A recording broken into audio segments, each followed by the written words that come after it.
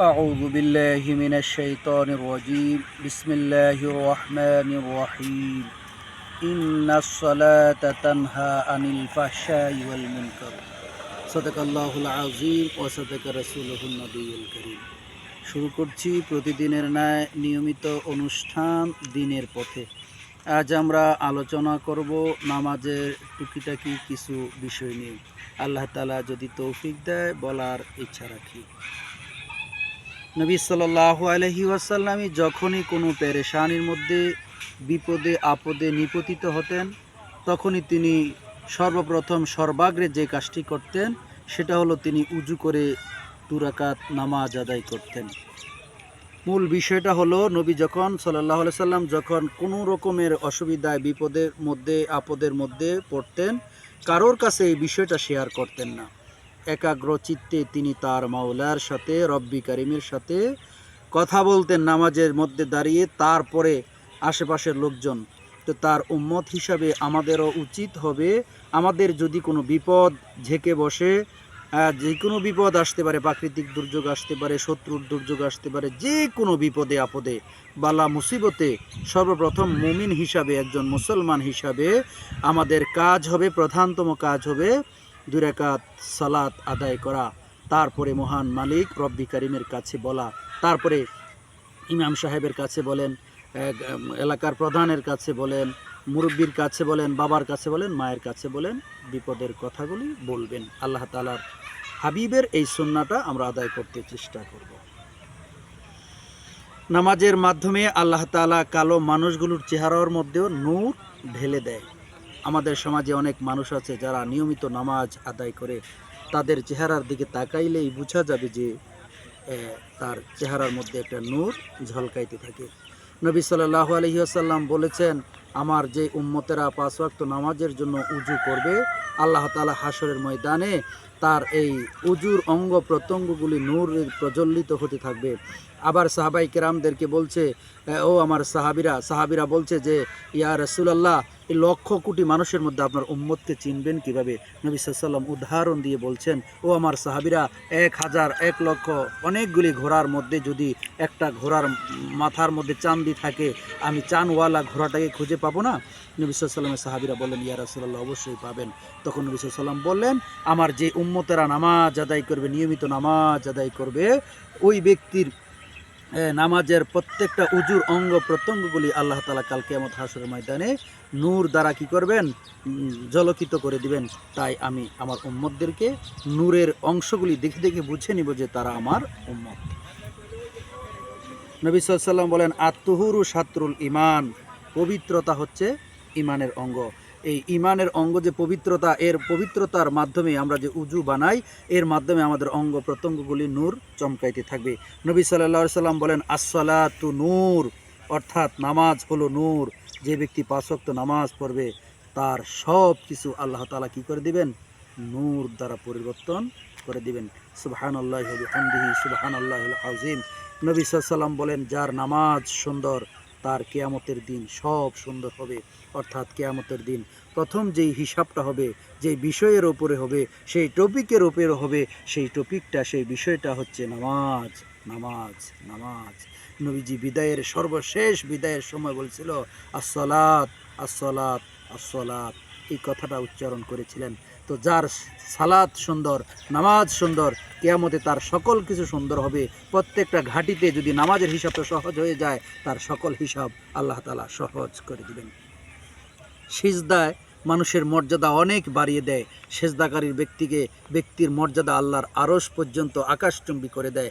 আল্লাহর নবী সাল্লাল্লাহু আলাইহি ওয়াসাল্লাম বলেন যে সিজদা করবে তার মর্যাদা আল্লাহ তাআলা বাড়িয়ে দেয় এবং তার গুনাহসমূহ, পাপ রাশিসমূহ আল্লাহ তাআলা মাফ করে দেয়। রবিয়া ইবনে কাব রাদিয়াল্লাহু তাআলা আনহু বলেন যে, আমি নবী সাল্লাল্লাহু আলাইহি সাল্লামের সঙ্গে এক জায়গায় ছিলাম। নবী সাল্লাল্লাহু আলাইহি সাল্লাম যখন রাতে উঠে নামাজ পড়তেন, তখন আমি নবী সাল্লাল্লাহু আলাইহি সাল্লামের উজুর পানি সংগ্রহ করে দিতাম।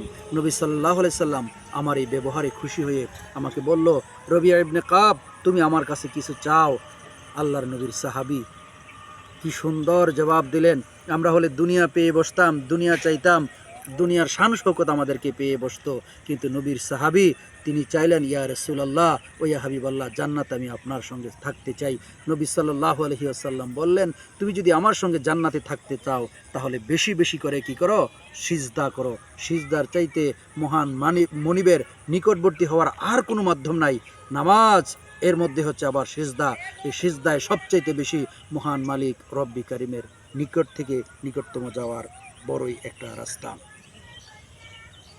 নবী সাল্লাল্লাহু আলাইহি ওয়াসাল্লাম বলেন, যে ব্যক্তি সকাল এবং সন্ধ্যায় যতবার মসজিদে যাবে আল্লাহ তাআলা জান্নাতে তার জন্য ততবার মেহমানদারি ব্যবস্থা করবে।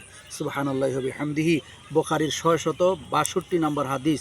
নবী সাল্লাল্লাহু আলাইহি ওয়াসাল্লাম বলেছেন, যেই ব্যক্তি সকাল এবং সন্ধ্যা যতবার মসজিদে যাবে আল্লাহ তাআলার পক্ষ থেকে তার জন্য, এই উম্মতের জন্য ততবার মেহমানদারির ব্যবস্থা করবে। সুবহানাল্লাহি ওয়া বিহামদিহি, সুবহানাল্লাহিল আযীম। নবী সাল্লাল্লাহু আলাইহি ওয়াসাল্লাম বললেন, যে ব্যক্তি ফজরের নামাজ পড়ে আল্লাহ তাআলা তাকে তার আল্লাহর জিম্মায় নিয়ে নেয়। নবী সাল্লাল্লাহু আলাইহি ওয়াসাল্লাম বললেন কি, যে ব্যক্তি ফজরের নামাজ আদায় করবে ওই ব্যক্তিকে আল্লাহ তাআলা তার জিম্মায় নিয়ে নেয়। আরও বলেন, আল্লাহ যেন তোমাদেরকে তার জিম্মার ব্যাপারে কোনো কিছু প্রশ্ন না করে। অর্থাৎ ফজরের নামাজ পড়ে যে ব্যক্তি জমিনে কাজে কর্মের মধ্যে লেগে গেল, এই ব্যক্তিকে যদি কেউ আঘাত করে তাহলে আল্লাহ তাআলা প্রশ্ন করবে যে, আমি আমার এই গোলাম ফজরের নামাজ আদায় করেছে আর আমি তাকে আমার জিম্মায় নিয়ে নিয়েছি, আমার জিম্মায় নেওয়ার পরে তুমি তাকে কেন মারলে?